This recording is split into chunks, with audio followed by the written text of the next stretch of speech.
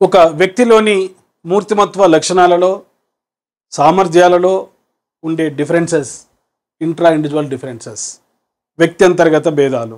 అయితే తరగతిలోని విద్యార్థులలో ఏదైనా ఒక లక్షణం విషయంలో ఆ లక్షణం ప్రజ్ఞ కావచ్చు, సహజ సామర్థ్యం కావచ్చు, వైఖరులు కావచ్చు, అభిరుచులు కావచ్చు, విద్యార్థుల మూర్తిమత్వం కావచ్చు, విద్యార్థుల యొక్క విద్యా సాధన కావచ్చు, విద్యార్థి యొక్క ఆలోచనలు కావచ్చు, ఏదైనా ఒక లక్షణం విషయంలో ఫర్ ఎగ్జాంపుల్ విద్యార్థులకు వచ్చే మార్కులలో విద్యార్థులలో ఉండేటువంటి డిఫరెన్సెస్ వ్యక్త్యంతర భేదాలు ఇంటర్ ఇండివిజువల్ డిఫరెన్సెస్. రాజుకు గణితంలో కన్నా ఇంగ్లీష్లో మార్కులు ఎక్కువ వస్తాయి. సో రాజు 2 సబ్జెక్టుల విషయంలో ఉండేటువంటి differences intra individual differences.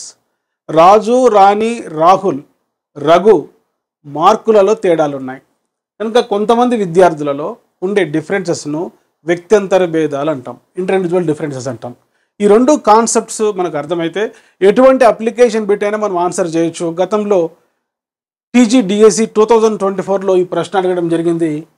Gautam ఆసక్తి, వైఖరి, ఆలోచన ఎప్పటికప్పుడు మారుతూ ఉంటాయి.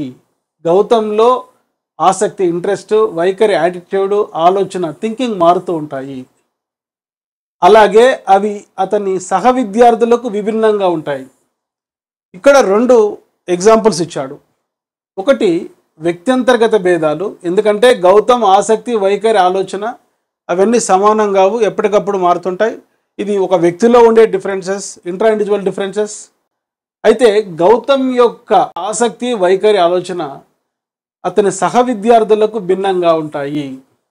సో తన తోటి విద్యార్థులతో పోల్చుకుంటే మరి వైయక్తిక భేదాలు ఉన్నాయి కాబట్టి అవి వ్యక్త్యంతర భేదాలు, ఇంటర్ ఇండివిజువల్ డిఫరెన్సెస్.